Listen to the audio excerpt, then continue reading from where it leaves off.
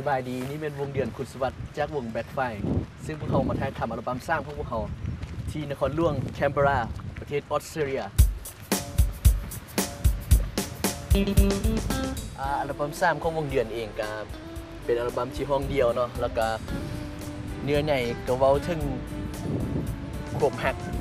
ที่อกหักแล้วก็ส้มว่างก็มีหลากหลายบทเพลงเนาะที่จะให้ท่านผู้ชมได้ติดตามเนาะสิ่งที่เคยได้หักกับเจ้า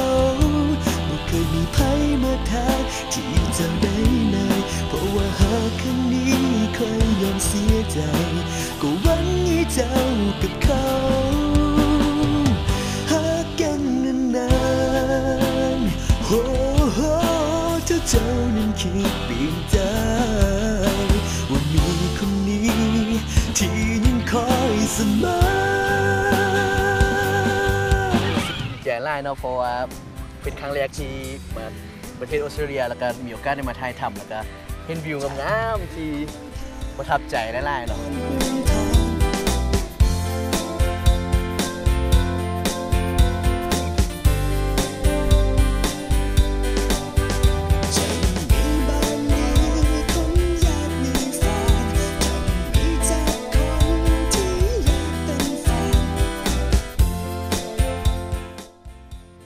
เป็นเพลงใหม่ๆทั้ง10เพลงเลยเนาะพวกเขาได้เบื้องหลังการถ่ายทำพวกเขาได้ถ่ายทำอยู่ที่นครหลวงแคนเบราแล้วก็ซิดนีย์เนาะซึ่งยามว่างของวงเดือนเองก็คือมักแต่งเพลงไล่เนาะแล้วก็อยู่เบื้องหลังของถ่ายเพลงแฟนๆเนาะก็มักกีฬาบานเตะเนาะแต่ว่าส่วนไล่จะมักเบื้องไล่กลัวเนาะแล้วก็มักกีฬาตีรอบปีกไก่เนาะผลงานสุดใหม่ของวงเดือนที่ออกสู่สายตาท่านผู้ชมกันในไวๆนี้เนาะวงเดือนก็ข้อฟังในอัลบั้มสุดใหม่ล่าสุดสุด3นี้เนาะซึ่งเป็นอัลบั้มที่วงเดือนตั้งใจไล่เนาะแล้วก็ขอให้ท่านผู้ชมสนับสนุนวงเดือนในอัลบั้ม3นี้เนาะขอบใจไล่เนาะฝากหัวใจให้เจ้าดูแลฝาก1 คำกับใจเจ้าไว้เพื่อวันหนึ่งคนนี้จะกลับมาคงบ่ลืมสัญญาที่ส่งเฮาให้ไว้ว่าจะหักกันตลอดไป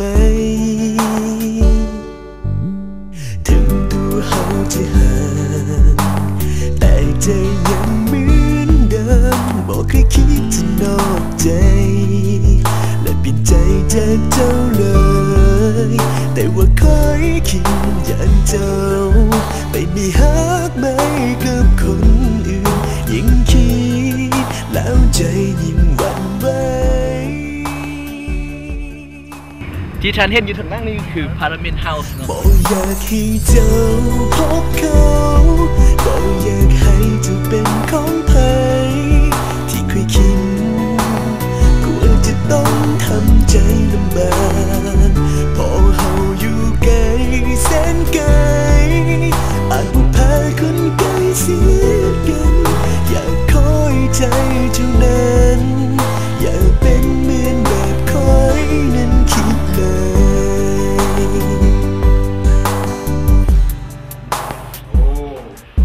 อยากขอได้ลืมบอกให้มีเพียงคนนี้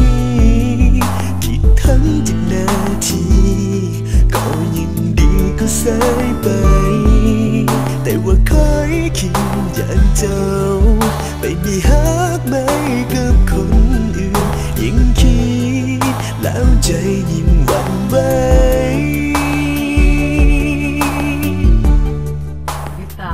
สภาของออสเตรเลียเนาะบางทีประธานาธิบดีเรียนเกี่ยวกับข้อกฎหมายต่างๆ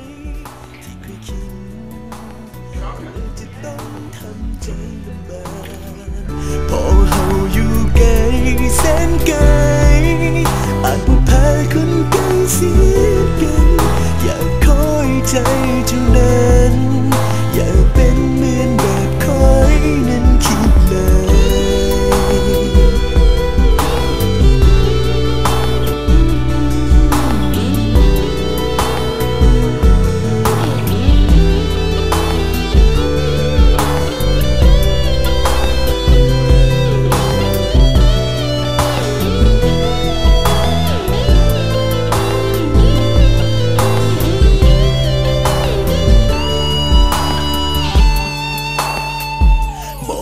ากให้เจ้า